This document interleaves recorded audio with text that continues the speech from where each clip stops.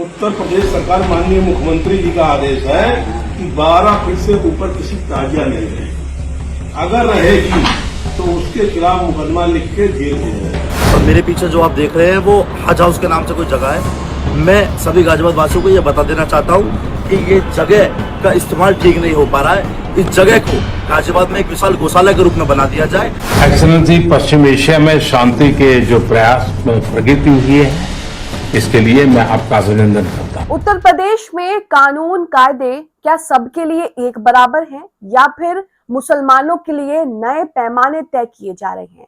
ये सवाल एक बार फिर से चर्चा में आ गया है, क्योंकि मुहर्रम को देखते हुए उत्तर प्रदेश की पुलिस जो है वो घर घर जाकर मुसलमानों को सख्त चेतावनी दे रही है कि अगर ताजिए की ऊंचाई ज्यादा हुई तो जेल जाना पड़ सकता है। यही नहीं, इस पूरे मामले ने एक बार फिर से सवाल खड़े कर दिए हैं कि क्या उत्तर प्रदेश में मुसलमानों के लिए अलग कायदे कानून बनाए जा रहे हैं, अलग कायदे कानून बनाए गए हैं। इस पर अब सवाल पूछना चाहिए और इसे लेकर अब सरकार से जवाब मांगना चाहिए। वहीं दूसरी ओर उत्तर प्रदेश के गाजियाबाद से एक वीडियो सामने आ रहा है जिसमें एक हिंदूवादी शख्स जो है कुर्ता पजामा तिलक लगा करके ये कहता हुआ नजर आ रहा है कि भाई गौशाला बना दीजिए हज हाउस को। हज हाउस जो है वो आपने बेमतलब खामखा बना रखे हैं, इसे गौशाला में तब्दील कर दीजिए। इन तमाम तस्वीरें आने के बाद एक बार फिर से सवाल खड़े हो रहे हैं कि क्या उत्तर प्रदेश में मुसलमानों के लिए कायदे कानून अलग से तय किए जा रहे हैं?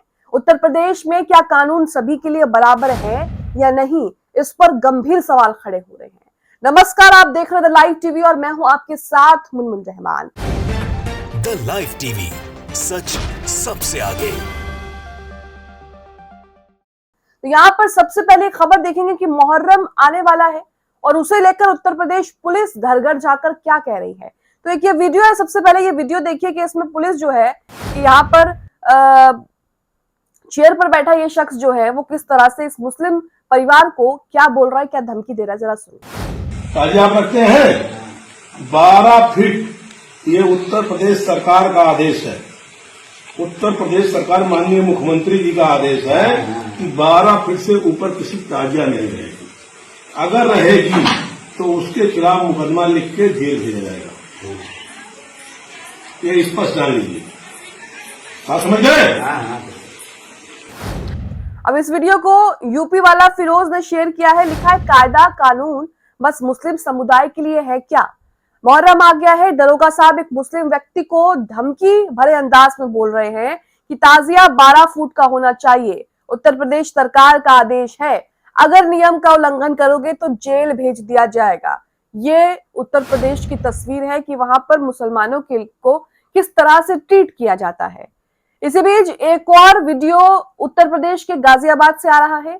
यहाँ पर राष्ट्रीय हिंदू वीर सेना के नेता सत्यम पंडित ने हज हाउस के बाहर खड़े होकर एक वीडियो जारी किया है, जिसमें इसका कहना है कि सरकार से हज हाउस को गौशाला में तब्दील करने की ये मांग कर रहा है। इसने ये भी कहा है कि मुसलमानों को खामखा जो है वो हज हाउस बना कर दिया गया है। इस बयान के बाद इलाके में सियासी और सामाजिक बहस जो है वो तेज हो गई है। अब ये क्या कह रहे हैं जरा आप भी सुनिए। और मेरे पीछे जो आप देख रहे हैं वो हज हाउस के नाम से कोई जगह है। मैं सभी गाजियाबाद वासियों को ये बता देना चाहता हूँ कि ये जगह का इस्तेमाल ठीक नहीं हो पा रहा है।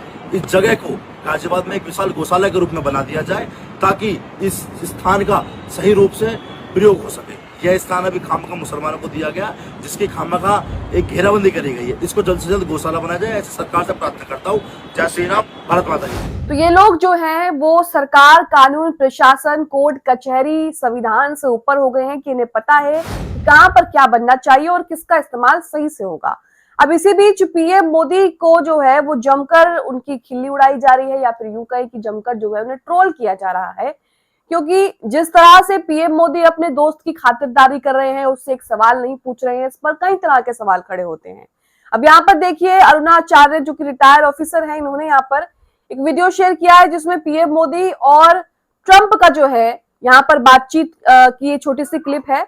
यहाँ पर देखिए मसला क्या है, जब दो राष्ट्रीय अध्यक्ष सार्वजनिक भाषण दे रहे होते हैं तो मीडिया के सामने बोल रहे होते हैं, तब अक्सर वो नाम या पद का प्रयोग करते हैं, जैसे कि president Macron, prime minister Modi. तो ये एक तरीका है।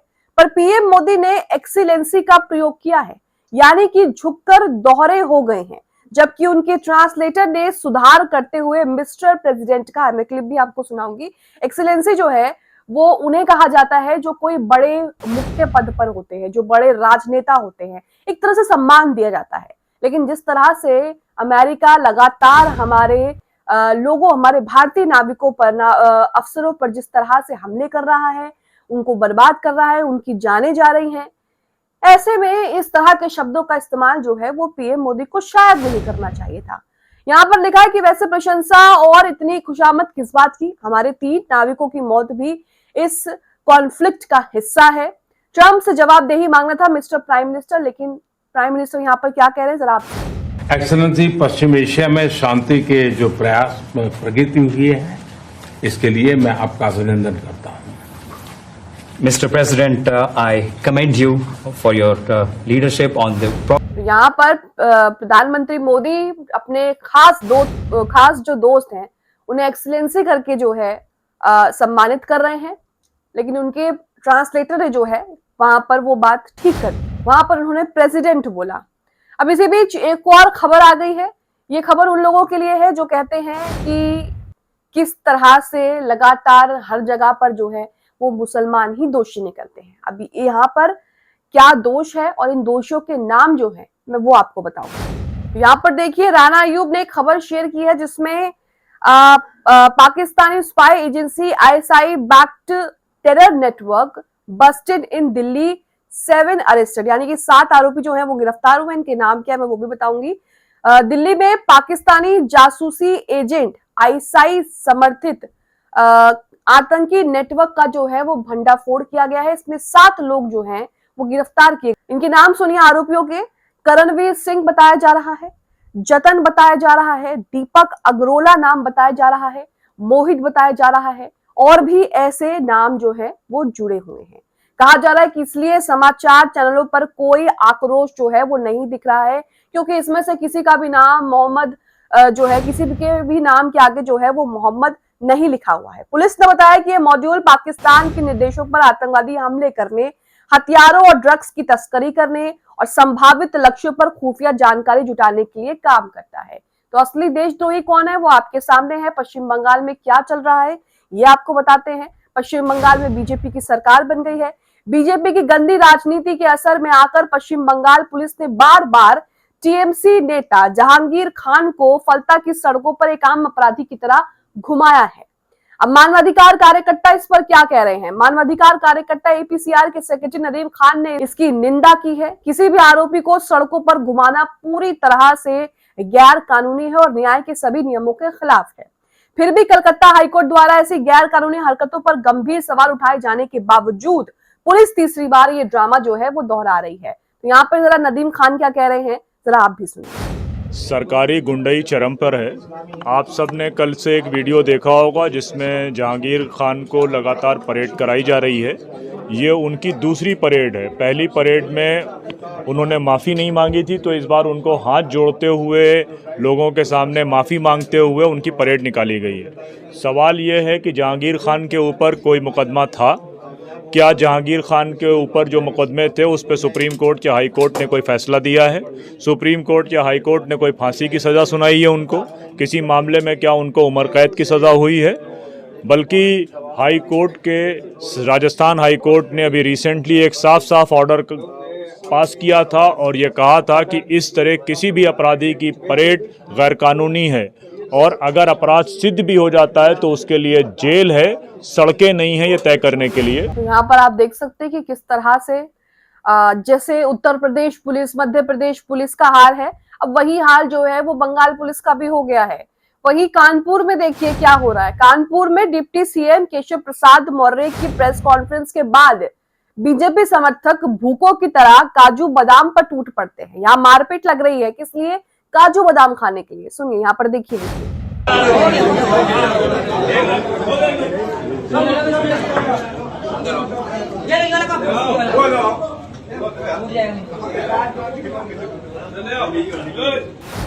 तो इसमें जो वीडियो आपको दिख रहा है जिसमें ये अफरा तफरी मच रही है, ये अफरा तफरी काजू बादाम खाने के लिए मच रही है। ये तो हाल है इन लोगों का। वही टीएमसी सांसद डेरेक ओब्रियन ने एक वीडियो जो है वो शेयर किया है। ये वीडियो रात के 10 बजे का है और ममता बनर्जी इस वक्त घर के अंदर हैं, यानी कि ममता बनर्जी के घर के बाहर वो खड़े होकर के वीडियो शूट कर रहे हैं। अब ये वीडियो क्यों शूट कर रहे हैं? ये इसलिए शूट कर रहे हैं क्योंकि ममता बनर्जी रात के 10 बजे घर के अंदर हैं, लेकिन सुरक्षा के लिए घर के बाहर और घर के अंदर एक भी सुरक्षा कर्मी मौजूद नहीं है। बीते सालों से जो पीसीएस थे उन्हें भी हटा दिया गया है। एंट्रेंस ब्लॉक करने के लिए सांसद ने अपनी गाड़ी पार्क की है। एक पूर्व मुख्यमंत्री सुरक्षा के लिहाज से ये बहुत ज्यादा खतरनाक है। वाकई आप देखिए ममता बनर्जी ने कितने साल बंगाल पर राज किया है, वो मुख्यमंत्री रही हैं, एक ताकतवर नेता रही हैं, और आज जब वो पूर्व मुख्यमंत्री हो गई तो उनके घर के बाहर एक भी सुरक्षा कर्मी आपको नहीं दिखाई देगा। देखिए। Okay, we are outside the residence of Mamata Banerjee. I happen to be here. My car was parked here. And now what has happened, at about 7:30 this evening, it's now 10 p.m. At about 7:30 this evening, her PSOs, who've been with her for 20 years, were taken back by the West Bengal police. And now I'm outside her residence just here, you can see, and there's no police. So I parked my car here. ये गाड़ी जो है वो entrance को block करने के लिए खड़ी की गई है ताकि एंट्रेंस जो है वो किसी तरह ब्लॉक हो जाए। এখানে গাড়ির সামনে পার্ক করে রেখেছি, এখানে কেউ ঢুকতে পারে না, কোনো কেউ ঢুকতে পারে না।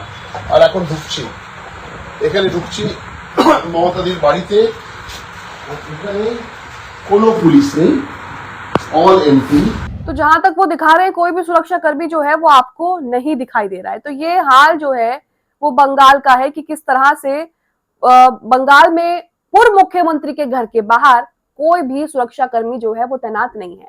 अब ये जलन के मारे है या फिर राजनीतिक हिंसा जो है वो निकाली जा रही है, ये तो बीजेपी ही जानती है, क्योंकि बीजेपी की सरकार जो है वो पश्चिम बंगाल में है। फिलहाल उत्तर प्रदेश में मुसलमानों के लिए क्या अलग कानून कायदे बनाए गए हैं, कमेंट बॉक्स में इस पर राय दें। द लाइव टीवी, सच सबसे आगे।